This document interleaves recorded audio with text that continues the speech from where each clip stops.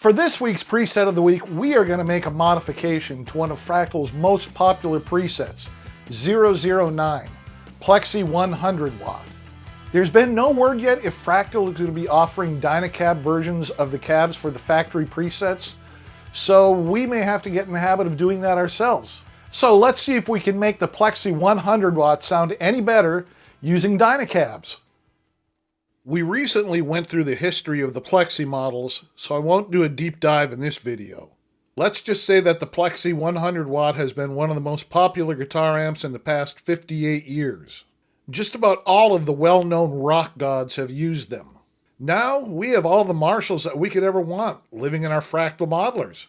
But there's nothing wrong with looking to see if the tone can be improved, right? Let's fire up Axe Edit and look at preset 009, Plexi 100 watt. The amp block uses the 4 different Plexi 100 watt channels that have been modeled. The Plexi 100 watt high, Plexi 100 watt jumped, Plexi 100 watt 1970, and 1959 SLP treble. Now if we take a look at the speaker impedance curve, we can see that the high, jumped, and 1970 types use the 4x12 Brit greenback curve. The 1959 SLP treble type uses the 4x12 Brit TV curve. Now let's look at the cab block. It uses Legacy number 61, a 4x12 Fractal V30 cab that was mic'd with an Audio-Technica 4047. That's a little puzzling, because there are almost 70 different Brit 4x12 IRs in the cab library. If we look at preset 008, the Plexi 50 watt, it uses 2 different 4x12 Brit IRs. But we are not the Fractal devs. They are the only ones who know why that 4x12 Fractal V30 IR was chosen. And hey, it does sound good, right? Now let's switch over to Dyna-Cabs to see what we have. It looks like the latest Axe FX3 beta firmware update gave us 28 Dyna-Cabs and 4 mics. The Shure SM7 dynamic, the Shure SM57 dynamic, an unknown condenser, and an unknown ribbon mic. Instead of sorting through hundreds of IRs, with Dyna-Cabs, you'll move the on-screen mic around until you find the place where it sounds the best. You can use 1 mic type, or you can use up to 4 mic types at the same time. My first step would be to temporarily replace the wah block with the looper block. That way you can record a riff and then concentrate on the mic placement. Once you're done, you can change it back to the wah block. Okay, I've recorded a riff into the looper using the current factory cab block settings, and I trimmed both ends so that I can loop it without it sounding all wonky. Let me play it for you one time so you can hear how it sounds.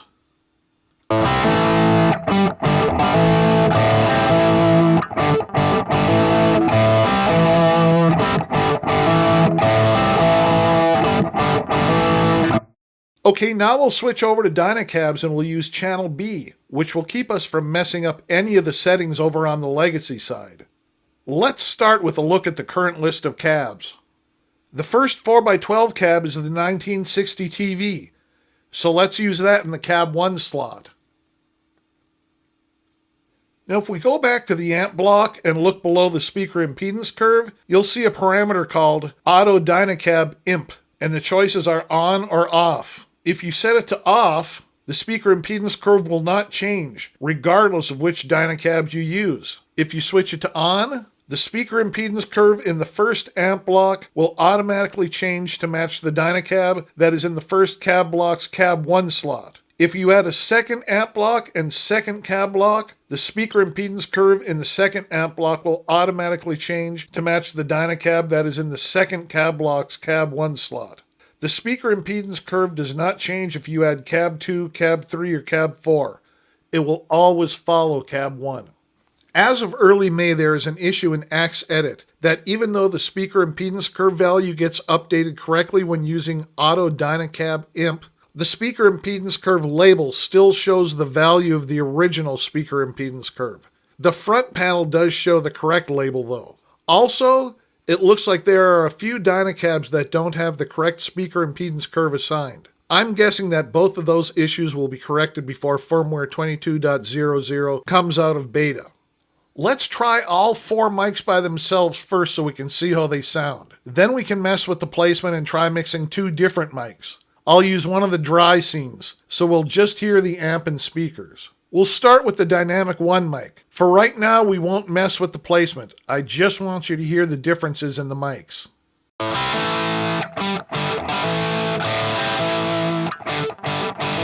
Okay, now we'll switch to Dynamic 2 and do the same thing.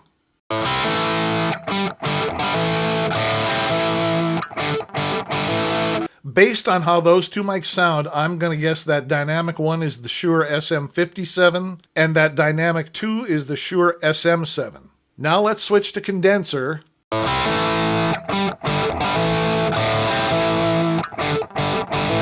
And now we'll switch to ribbon.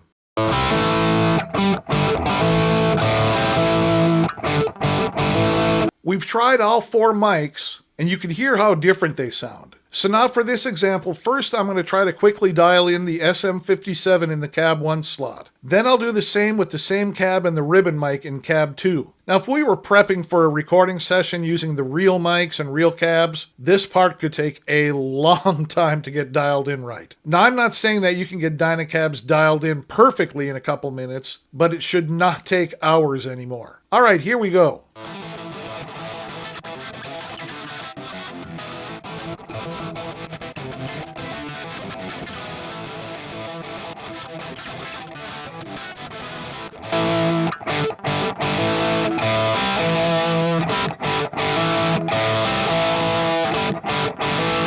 Now that we have it more or less dialed in, let's compare it with the original factory cab. I'll start off with the original factory cab first, and then I'll switch over to Dyna-Cabs, and we'll switch back and forth.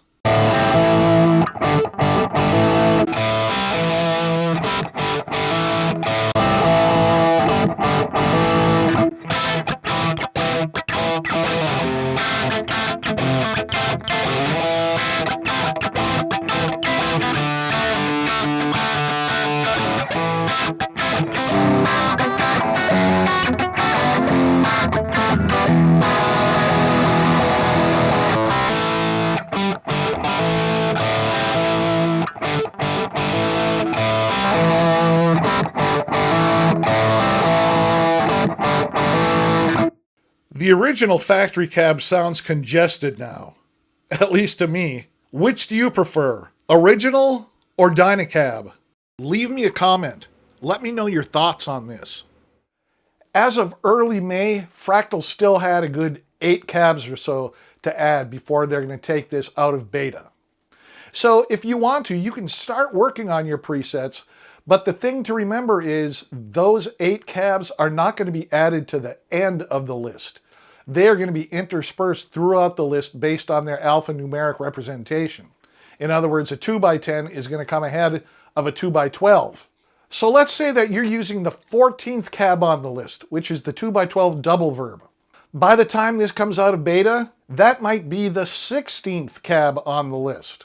Your mic placements will stay the same, but you might have to update the cab that was being used because the system references cabinets by their location on the list, not by their name.